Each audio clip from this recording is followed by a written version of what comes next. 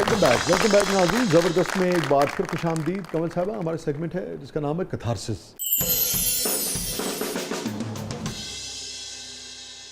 تو کمل، کوئی گلٹ کسی بات پہ، کوئی ایسی چیز زندگی میں جو آپ سمجھتی ہیں کہ ہاں بھئی یہ مجھ سے غلط ہوئی، نہیں ہونی چاہیے تھی، اور ضمیر اس پہ ملامت کرتا ہو؟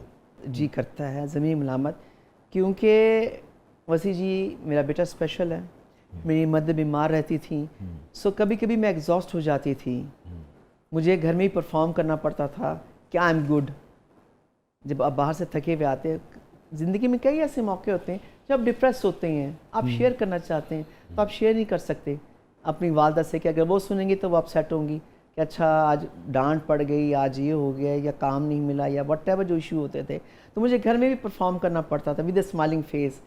تو کبھی کبھی جب میری ماں مجھ سے لڑتی تھی نا، تو میں پھر اماں کے آگے بول پڑتی تھی کہ اماں آپ کو کیا پتہ، میں بھی انسانوں میں تھک جاتی ہوں، میں بھی بیمار ہوتی ہوں، میرے بھی درد ہوتا ہے، لیکن میں کہتی نہیں ہوں کہ اگر میں نے کہا تو آپ ڈاؤن ہوں گی، لیکن آپ زیادتی کر رہی ہیں۔ اب میں کہتی ہوں کہ مجھے نہیں کہنا چاہیے تھا اپنی ماں سے، یہ باتیں نہیں کرنی چاہیے تھی۔ پتہ نہیں میرے جملے کے بعد میری ماں کتنی ہرٹ ہوئی ہوگی ساری رات، کہ اچھا میری بچی پرابلم میں تھی، اچھا اس کو تکلیف ہو رہی تھی، اچھا اس کے سر میں درد ہو رہا تھا، یا اس کو ٹیمپریچر تھا، وہ تب بھی کام کرنے کے لیے گئی تھی۔ تو میں ان مومنٹس کو ریگریٹ کرتی۔ پھر میری ماں نے کم کم بولنا شروع کر دیا میرے ساتھ، ڈانٹنا مجھے، سارا کچھ کرنا۔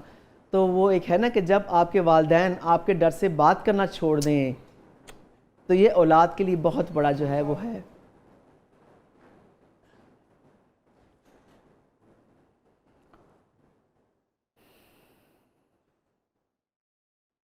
ریگریٹ ہوتا ہے، مجھے نہیں بولنا چاہیے تھا اپنی ماں کو جو بیمار ہیں 20-25 سال سے، مجھے اس طرح ٹریٹ نہیں کرنا چاہیے تھا۔ لیکن ویسے صاحب میں تھک جاتی تھی، اسپیشل بیٹے کو بھی دیکھنا، ماں کو بھی دیکھنا، باہر کے سارا کام بھی کرنا، تو میں کس کے آگے کتھارسس نکالتی؟ آپ باہر نہیں نکال سکتے، باہر نکالیں گے لوگ آپ سے دوبارہ بات نہیں کریں گے۔ تو لے دے کے میرا غصہ اپنی ماں پہ ہی نکلتا تھا۔ میں کہتی تھی امی آپ کو نہیں پتہ نا، آپ کیوں ضد کر رہی ہیں، آپ کھانا کیوں نہیں کھاتی ہیں، آپ یہ بھی میرے برڈن ڈالتی ہیں، آپ کھانا نہیں کھا رہی ہیں، آپ کا دل نہیں کر رہا، کھائیں، نہیں کھائیں گے تو آپ بیمار ہو جائیں گے۔ اسے میری ماں کہتی تھی کون تو مجھے ڈانٹتی رہتی ہے، تو پھر میں واش روم کے منہ ہاتھ دھونے جاؤں تو میں 100 دفعہ اللہ میاں سے معافی مانگتی تھی کہ اللہ میاں میری انٹینشن نہیں تھی اپنی ماں سے لڑنے کی یا ڈانٹنے کی، لیکن میں کیا کروں، وہ بات نہیں مانتی۔ اب جب وہ نہیں ہے، آپ یقین مانیں میں ہر نماز میں اپنی ماں سے معافی مانگتی ہوں کہ میں نے کیوں مس بہیو کیا آپ کے ساتھ، مجھے نہیں کرنا چاہیے تھا، مجھ میں اسٹیمنا تھا، مجھ میں ہونا چاہیے تھا اسٹیمنا، میں اپنی ماں کے ساتھ کیوں اس طرح میں نے کیا، ان کے ساتھ تلخ کلامی کیوں کی، ناراض کیوں کیا، کیونکہ ان کی زندگی کا محور میں ہی تھی۔ اب میری ماں کہتی تھی کمل اتنی لیٹ ہو گئی، تم نہیں آئی، میں پریشان ہو رہی ہوں، تم کیوں نہیں آئی؟ میں کہا اماں کام کے لیے گئی تھی نا۔ اب کوئی نہیں کہتا کمل تم کہاں پہ ہو، تم گھر نہیں پہنچی ابھی تک، اب کوئی نہیں پوچھتا۔ اب مجھے احساس ہوتا ہے کہ میری ماں صحیح تھی، میں انصار تو کرتی تھی نا، میری دعائیں تو کرتی تھی نا۔ میں اپنی آڈینس سے بھی کہوں گی کہ آپ کے ماں باپ حیات ہیں، بیمار ہیں، جیسے مرضی ہیں، ان کی دل آزاری نہ کیجیے گا، کیونکہ پھر مرتے دم تک آپ کو پچھتاوا رہتا ہے، پچھتاوا نہیں ختم ہوتا۔ اتنی مرضی معافی مانگ لیں اپنے نمازوں میں، دعاؤں میں، نہیں جاتا، وہ احساس نہیں جاتا آپ کے اندر سے، آپ گلٹ رہتا ہے، مرتے دم تک رہے گا۔ اللہ سے بھی معافی مانگتی ہوں، ماں سے بھی مانگتی ہوں، لیکن نہیں ہونا، یہ مجھے ہے۔ نہیں، اللہ تعالیٰ بڑا درگزر فرمانے والا ہے، اور لازم بات ہے کہ جب انسان کو اتنی شدت سے، ہم سب کو یہ احساس ہوتا ہے اپنی اپنی جگہ، تو اللہ تعالیٰ بڑا ریئلی رحیم ہے۔ سوری آپ اتنا اچھا پروگرام کر رہے ہیں، میں بس ماں کے لیے ٹچی ہو جاتی ہوں میں، کہ آج میں جو کچھ اپنی ماں کی وجہ سے ہوں، وہ اگر مجھے سپورٹ نہ کرتی، وہ اگر میرا خیال نہ رکھتی، مجھے پیمپر نہ کرتی، آج میں اسٹیج پہ نہ ہوتی۔ لیکن جب میری باری آئی تو میں نے کیا کیا، ریگریٹ ہے۔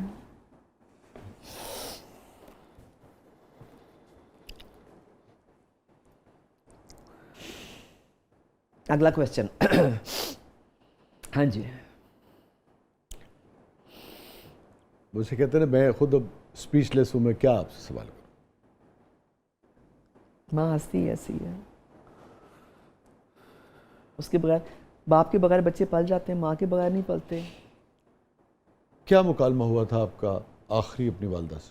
نہیں ہو سکا، میں آفس میں تھی، میں گھر آئی تو ان کے اوپر کپڑا دیا ہوا تھا اور ایک ہماری کام والی وہ سورۃ یاسین پڑھ رہی تھی. تو میں کہا کپڑا کیوں ڈالا ہوا ہے؟ میں کہا رفیق بھائی چلی گئی امی، کپڑا ڈال دیا آپ نے؟ کہتا ہاں وہ چلے گئے. میں کہا نہیں جا سکتی بھائی، کیسے جا سکتے، مجھ سے ملے بغیر کیسے جائیں گی؟ میں کہا یہ کیا بات ہوئی؟ میں نے رونا شروع، میں کہا ماں آپ کیسے چلی گئی مجھ سے ملے بغیر، آپ نہیں جا سکتی. انہوں نے 1122 کو بلایا کہ ان کو ہاسپٹل لے جاتے. میں نے کہا نہیں ہو سکتا. وہ آئے، انہوں نے ان کو پمپ شم کیا تو کہتے ہیں کہ کیا نام ہے، جان تو نہیں ہے ان میں لیکن آپ لے جائیں. میں گاڑی بیٹھی، ایمبولینس میں بیٹھی، میں کہا میں آپ نہیں جا سکتی نا مجھ سے ملے بغیر. ول یو بلیو می وسیع جی، میری ماں نے تھوڑی سی آنکھیں کھولیں تو میں نے ان سے کہا، میں نے کہا زوبے دیکھو میری امی تو ٹھیک ہے.